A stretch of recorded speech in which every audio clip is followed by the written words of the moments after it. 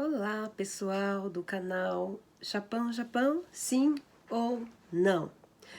E hoje eu gostaria de falar para vocês um pouco da minha história, de como eu aprendi japonês, de quais foram as fábricas que eu trabalhei quando eu cheguei.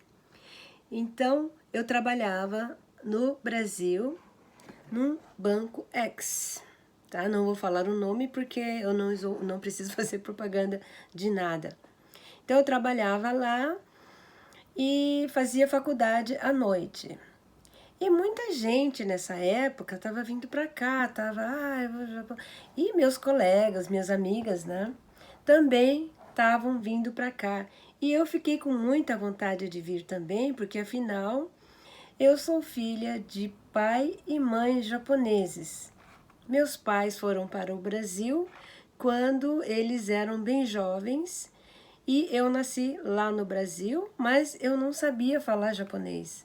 Eu era filho de japoneses natos, mas eu não sabia falar japonês, porque eu fui criada só ali no meio de brasileirada e eu não fui criada em colônia. Nós fomos jogados ali no meio só da brasileirada e por um período bem curto de tempo nós moramos numa cidade que tinha vários Nikkeis, vários descendentes, mas lá, pelo fato de a gente ser bem pobre, de uma certa maneira, eu mesmo criança sofria um certo preconceito. Ou era coisa da minha cabeça, não sei, né? Mas eu não conseguia me entrosar com os amiguinhos, eu só tinha amiguinhos brasileiros e brasileiras.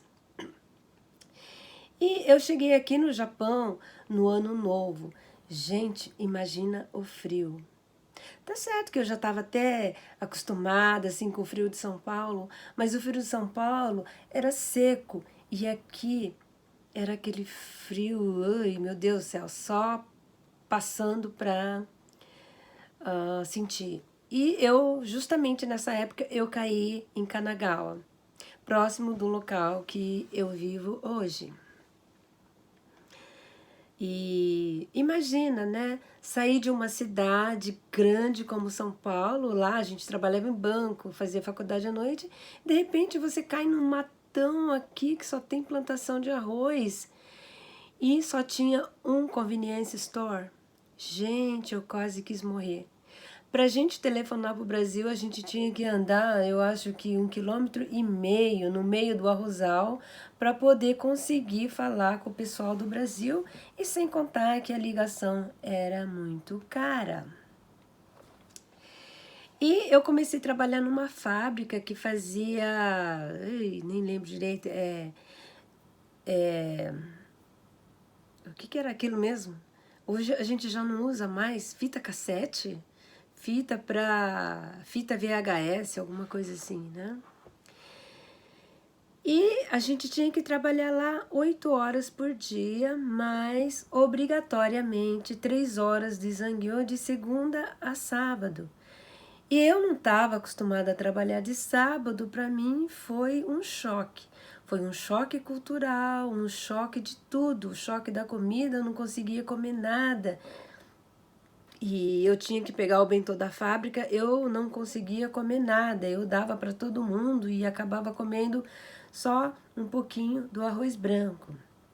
Aí com o tempo, né, quando a fome bate, você acaba comendo, né? Passou o primeiro susto, você pensa, não, eu tenho que me adaptar e você vai mudando a sua cabeça, você vai acabando por se adaptar, né?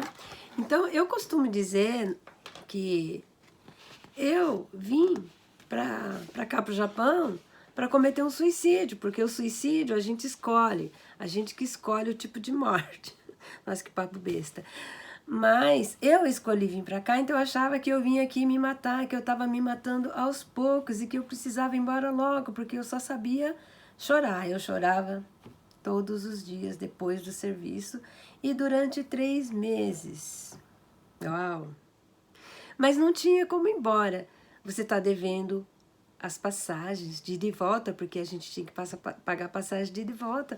Você está devendo mil coisas, você deve a moradia, você não fala. Literalmente você está livre, mas ao mesmo tempo presa, certo? E quanto que eu ganhava nessa fábrica? Eu ganhava 760 a hora.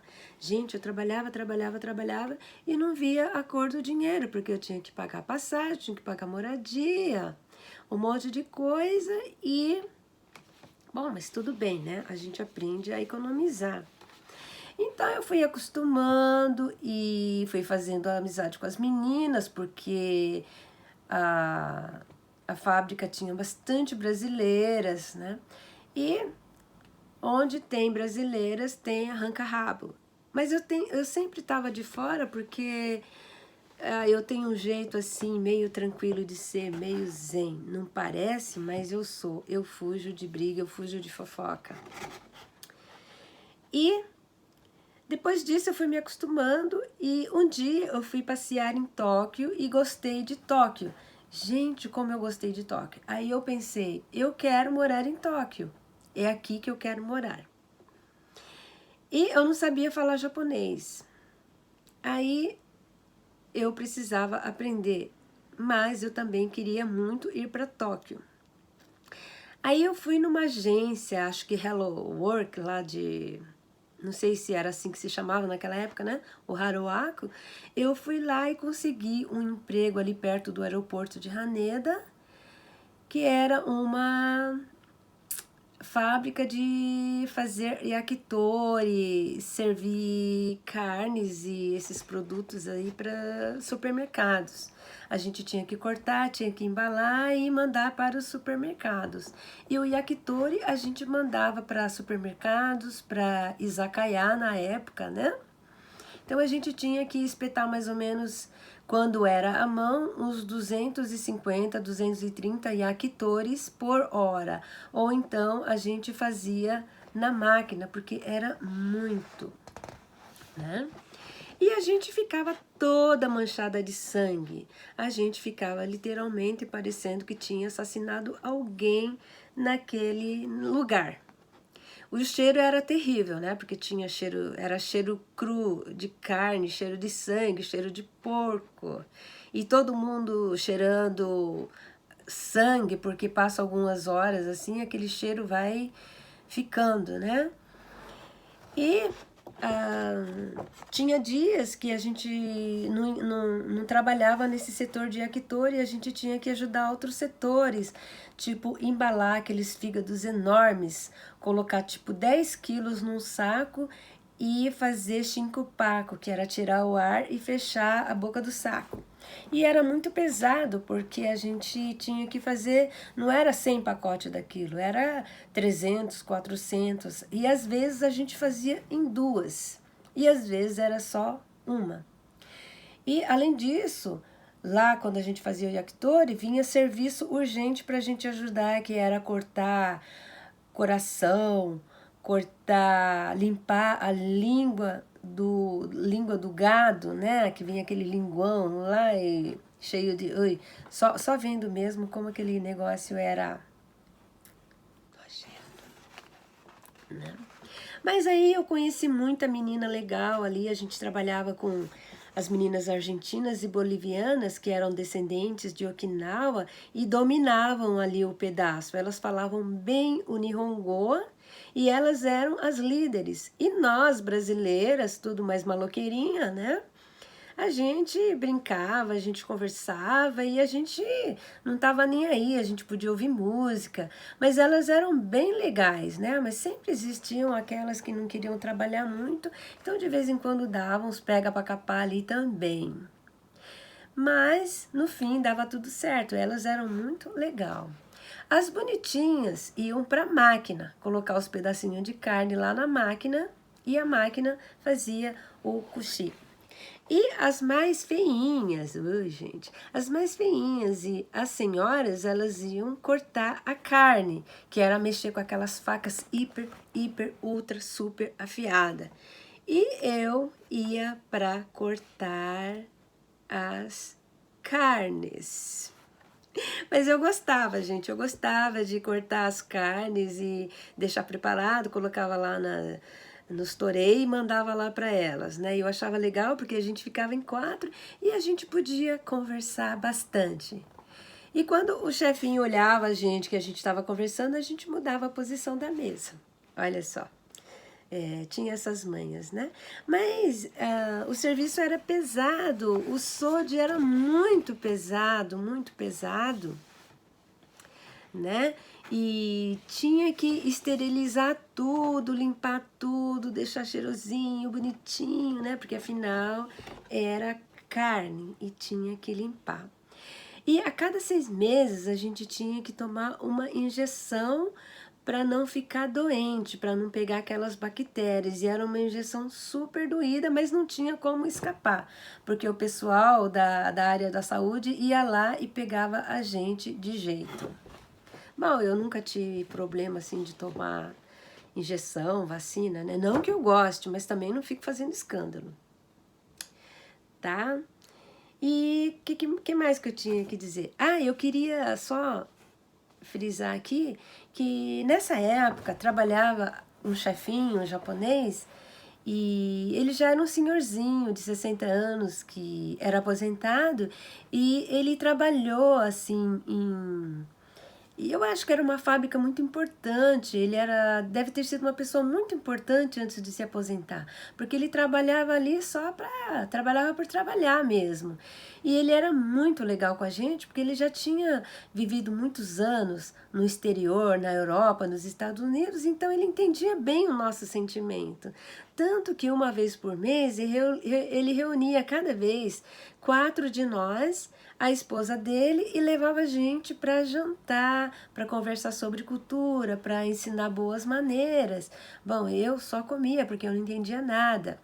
Mas quem fazia a tradução para a gente em portunhol eram as meninas argentinas e bolivianas, que, como eu disse, eram bem legais. E eu lembro muito bem desse senhor porque ele foi um pai. A esposa dele também, de vez em quando, fazia uma gororobinha lá e chamava a gente para ir em pequenos grupos. E eu, não sei porquê, eu sempre estava lá, né? E toda vez que ele recebia o pagamento, ele fazia isso e era legal, né? Bom, gente, quando trabalha um monte de mulher e de culturas diferentes, né? Sempre dá uns ranca-rabo, uns ranca-rabinho lá, né? Isso não tem jeito, mas foi tudo uma escola, foi muito bom trabalhar com isso. Depois disso, eu fui trabalhar da meia-noite às 5 numa fábrica de bentô que servia...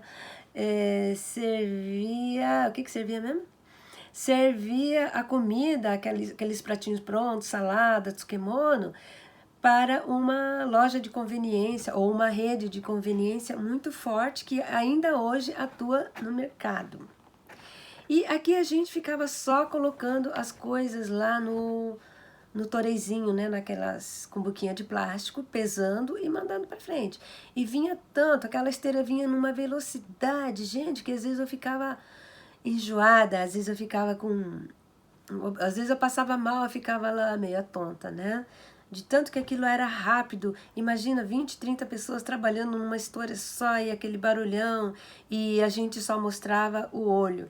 Gente, mas foi uma experiência boa, né? Lá eu não ficava tão suja e o cheiro não era ruim, o cheiro era até bonzinho, né?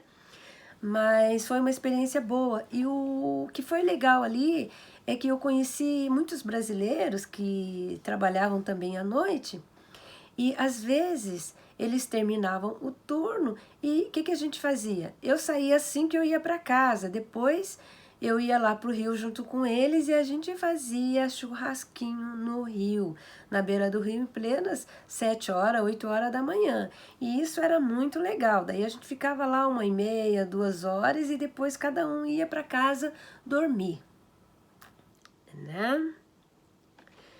E, gente, foi muito legal.